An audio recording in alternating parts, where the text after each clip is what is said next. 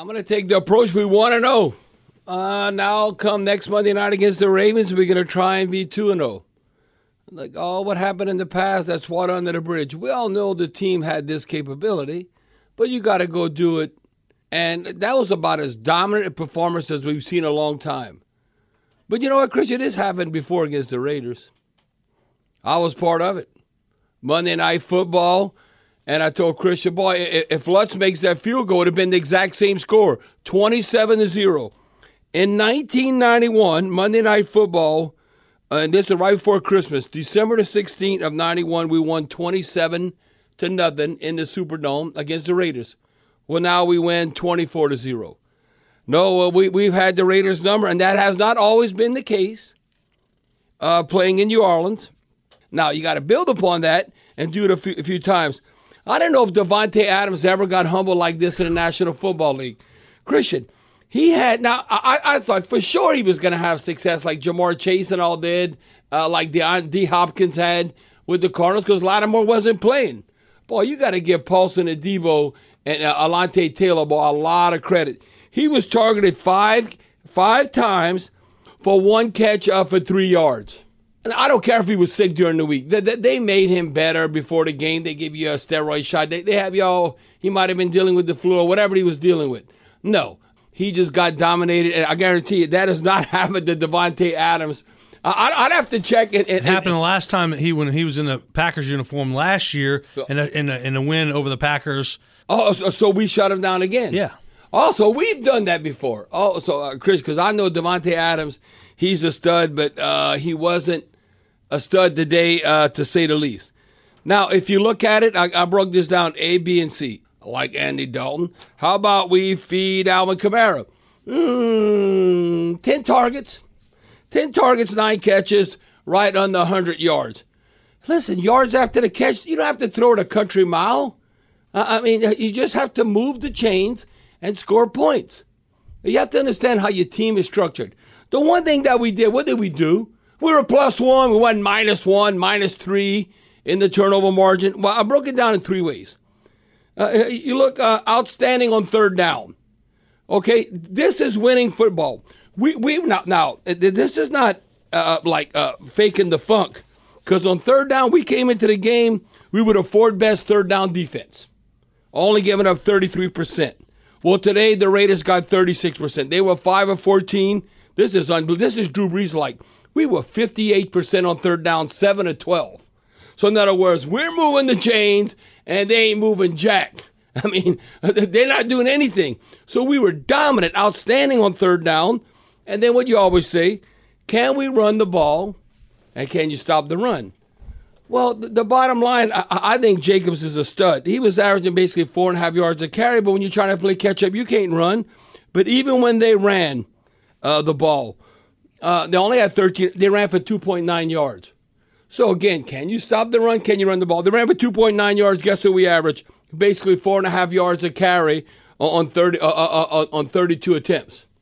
Now, look at an individual play. I think Andy Dalton was about as efficient as you could be. This reminds me how I play, Christian. I think, what the hell are you talking about yourself?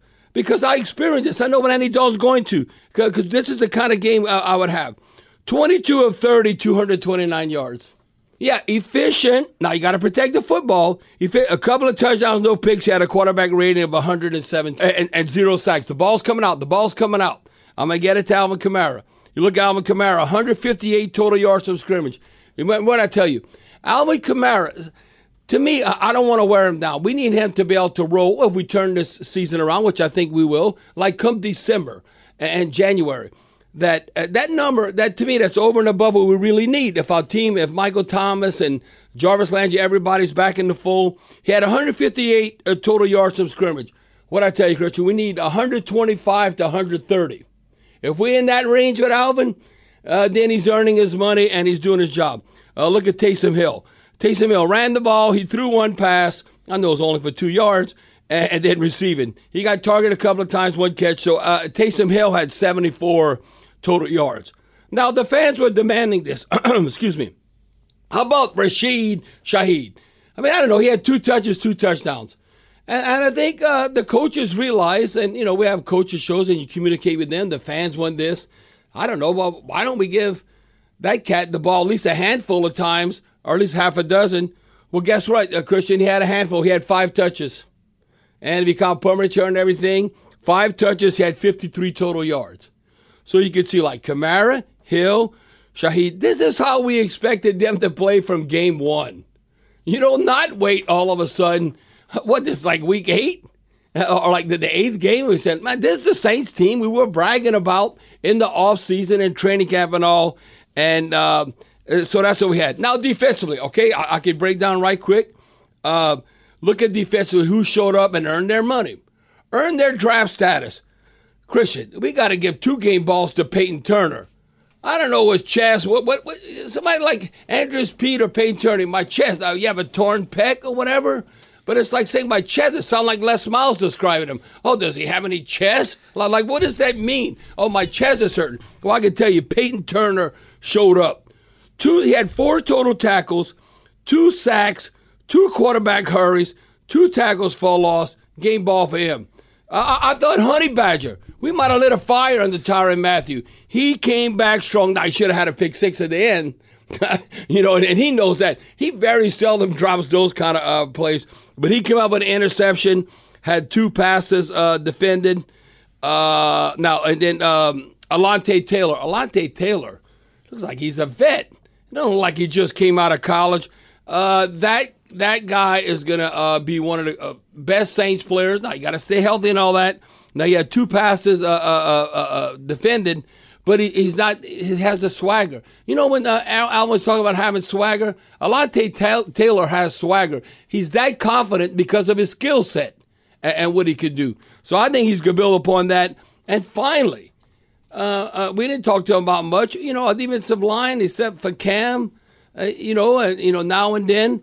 But David Onyemata showed up. What we paying him? Like $10 million? Well, he played like a $10 million player today. David Onyemata, sack. 1 sack, 1 quarterback hurry, 1 tackle for loss. Even the passes defended. And then Katavius Street and Cam ended up getting or sharing a half a sack. Cam had 2 quarterback hurries. Katavius Street tackle for loss, a quarterback hurry. They all contributed on the D-line. This is the kind of game we got to have. Remember I told you, not even this much. Remember I told you we got to have 3 sacks a game, not 1 or not none. Well, we had 4 today. We just got about 3 sacks. But I'll tell you, they packed to lunch. They came to play. The Raiders ain't even going back home. Their times were tough. They were all freaked out. They act like they went to England or something the way they were playing. They going from here to Sarasota and Tampa. They play Tampa Bay next. No, they play Jacksonville. Oh, Jacksonville next? Jacksonville. No, it's Tampa Bay and Jacksonville. They're just flying. No, they're just flying to that area to get in the time zone, and they can practice at IMG, and they're going to fly up to play Jacksonville. Well, okay, but IMG's by Tampa. I know, but they're... So who's the schedule? Look at the schedule. Who, is it Jacksonville then Tampa or Tampa then Jacksonville? It's Jacksonville. And then it's Tampa? I don't think they play Tampa at all. Well, what the TV reporters weren't saying it right. Christian, you better be 100% because I was on top of this. Okay, if you're wrong because you're interrupting and you better be right. Okay. You can interrupt if you're right. If you interrupted and you're not right, you got to slow your roll. Come on.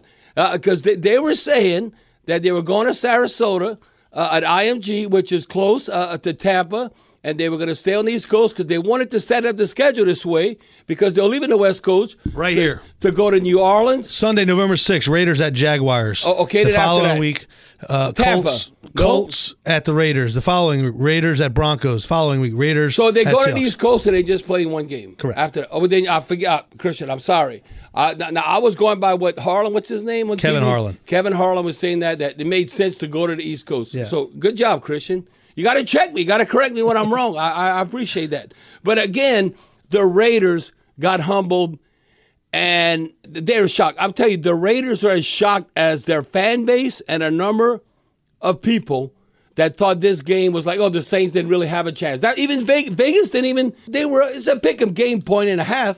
Josh McDaniels, the head coach of the Raiders, was in the building when the Patriots waved the white flag and took out Tom Brady. He took out Derek Carr. Derek Carr, the last drive. Right. Derek Carr was nowhere to be found at the end of the game. If you look at Stidham, he actually even attempted 13 passes. He didn't go to hand off the ball and run out the clock. No, he actually attempted 13 passes to close out the game.